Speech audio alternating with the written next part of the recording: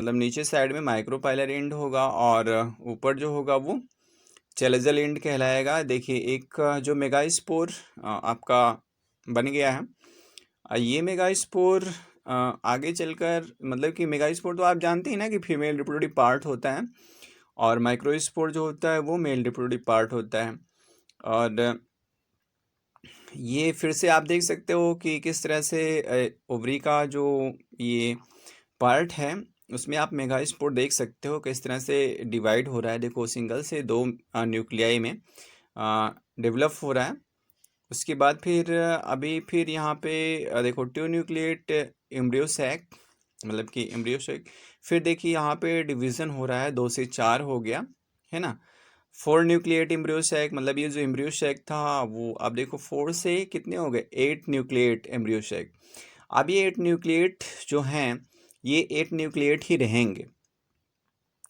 अगर हम बात करें तो यहाँ पे 7 सेल्ड स्टेज और 8 न्यूक्लिएट स्टेज पाया जाता है। अब ये जो 8 न्यूक्लिएट हैं इसमें तो आप देखोगे अभी पहले देखो 2 न्यूक्लिएट एम्ब्रियो सैक था, फिर 4 न्यूक्लिएट एम्ब्रियो सैक हुआ, फिर 8 न्यूक्लिएट एम्ब्रियो सैक हुआ। मतलब इस तरह से ये आप देख सकते हैं कि फ्री न्यूक्लियर माइटोटिक डिवीज़न यहाँ पे हुआ।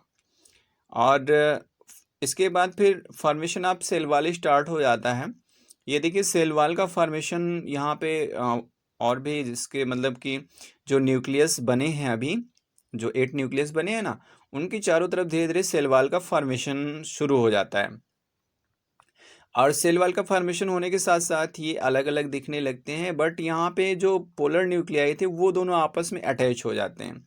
और वहाँ पे होता है क्या है कि दोनों न्यूक्लियाई अटैच हो जाते हैं और एक सिंगल न्यूक्लियस का फॉर्मेशन कर लेते हैं। तो इस तरह से आप देख सकते हैं कि ऊपर एंटीपोडल सेल बन गई, बीच में सेंट्रल सेल या पोलर न्यूक्लियाई बन गया और इसके बाद फिर देखेंगे सिनर्जिड्स बन गए और एक्स सेल का फॉर्मेशन हो गया। इस तरह से ये आपका जो मेगास्पोर का डेवलपमेंट था वो कंप्लीट हो चुका है और एम्ब्रियो सैक बन चुका है आपका ब्रूड फोर्स।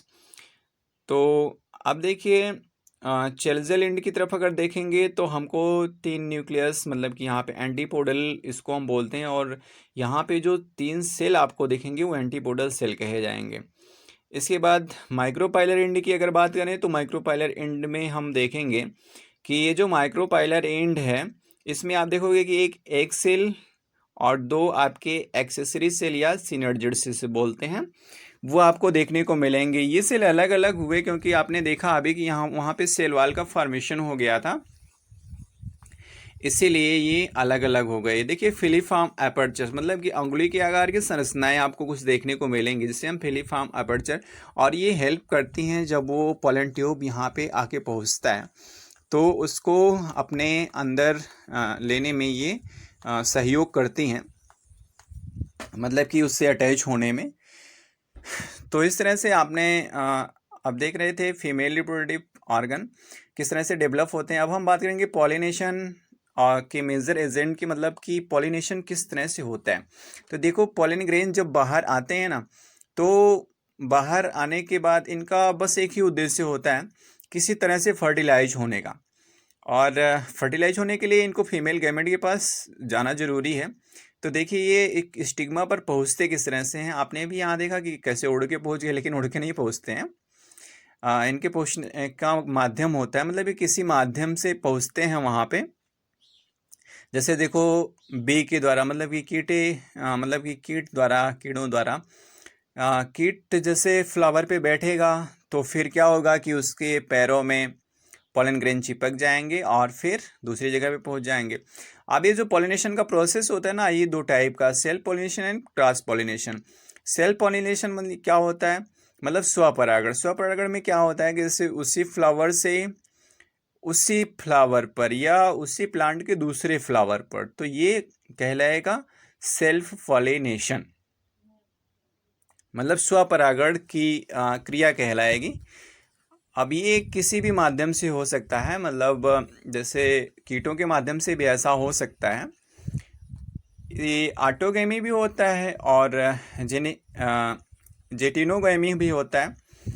तो जैसे आप यहाँ देख पा रहे हैं कि एक कीट है और वो उड़ रहा है और उड़ने के बाद क्या होगा कि उसके पैर में पॉलन ग्रेन फंस जाएंगे, चिपक जाएंगे, और फिर दूसरे फ्लावर पे ये पहुंच जाता है, तो वहाँ पे पॉलिनेशन का प्रोसेस हो जाता है। अब क्लिस्टोगैमस फ्लावर की अगर हम बात करें तो क्लिस्टोगैमस फ्लावर आप यहाँ पे देख सकते हैं कई, मतलब कि वियोला, ऑक्जेलिस और कोमेलिना, अरेकिस हाइपोजिया, इन सब में आप देख सकते हैं कि फ्लावर किस तरह से पाए जाते हैं, मतलब कि कितने टाइप के पाए जाते हैं। आप देख सकते हैं अलग अलग टाइप के, ये देखिए किस तरह से इनका स्ट्रक्चर होता है। तो जाहिर सी बात है अगर फ्लावर का स्ट्रक्चर डिफरेंट होगा तो उनमें जो पॉलन सैक है उसमें भी कुछ ना कुछ डिफ्रेंसिएशन मिलेगा। तो यहाँ पे देख सकते हैं seed pet of peanut plant, मतलब कि सीड का फॉर्मेशन किस तरह से पीनट प्लांट में हुआ है। और चेसोगैमस फ्लावर भी आप देख सकते हो यहाँ पे, सब स्टिग्मा, एंथर, फिलामेंट, इन सब में सभी डिवाइड रहते हैं। मतलब कोई भी फ्लावर होगा ना तो उसमें अगर मेल और फीमेल रिप्रोडक्टिव पार्ट है तो उसमें जो है मेल और फीमेल रिप्रोडक्टिव पार्ट सेम ही होंगे सब में लगभग, बट वो कलर में डिफरेंट हो सकते हैं या लेंथ में डिफरेंट हो सकते हैं, वो अलग की बात है। अब देखिए अभी जैसे आपने देखा कि पॉलिनेशन जो हो रहा है, ये एक प्लांट था और यहाँ पे क्या हुआ कि आपने देखा कि एक कीट आया और कीट के पैरों में पॉलन ग्रेन चिपक गए और फिर वो दूसरे प्लांट पे गया और उसके फ्लावर पे इसने क्या किया कि वो पॉलन ग्रेन छोड़ दिया, ये देख सकते हैं आप। और जब ये छोड़ दिया तो इस क्रिया को हम, इस प्रोसेस को हम पॉलिनेशन बोलेंगे या परागण की क्रिया करेंगे। तो परागण की क्रिया से हमारा मतलब बस इतना ही है कि जब परागकण एक पौधे से दूसरे पौधे के वर्तिकाग्र पर पहुंचते हैं तो उसे हम परागण की क्रिया कहते हैं या परागण कहते हैं। अब ये बायोटिक पॉलिनेशन एजेंट में आपके तितली हो गए, कीट हो गए, एनिमल हो गए, चिड़िया हो गई ना, बहुत से मतलब जीव जंतु हो गए, चमगादड़ हो गए, सब जो है पॉलिनेशन करते हैं। इन सब के द्वारा पॉलिनेशन होता है। ज़्यादातर एनिमल ही पॉलिनेशन के एजेंट होते हैं। और अगर एबायोटिक पॉलिनेशन एजेंट की बात करें तो एबायोटिक मतलब अजैविक में आप देख सकते हैं हवा है, जल है, इन सब के द्वारा भी पॉलिनेशन का प्रोसेस होता है। और ज़्यादातर वैसे कीट ही सहयोग करते हैं पॉलिनेशन में। से देखो, आप देखो तितली है ना, तो तितली आप देख रहे हो यहाँ पे एक सनफ्लावर का प्लांट है, या देखो कीट है एक, तो ये भी जो फ्लावर पे जब बैठते हैं तो इनके पैरों में पॉलन ग्रेन फंस जाते हैं और फिर वही पॉलन ग्रेन जब ये दूसरे पौधे पर जाकर बैठते हैं तो वहाँ पे छोड़ जाते हैं और इस तरह से पॉलिनेशन का प्रोसेस हो जाता है, कंप्लीट हो जाता है। मतलब कि एक जगह से दूसरी जगह पे परागकण पहुँच जाते हैं। और आपको अभी बताया भी गया कि परागकणों का एक स्थान से दूसरे स्थान तक पहुंचना ही परागण कहलाता है। आपको बताया गया कि ये दो टाइप के होते हैं, सेल्फ एंड क्रॉस पॉलिनेशन। तो ये देखिए किस तरह से पॉलिनेशन का प्रोसेस हो रहा है। आप बार बार वही चीज़ देख रहे हैं और मेरे ख्याल से अब तो समझ में आ ही जाना चाहिए आपको कि परागण क्या होता है।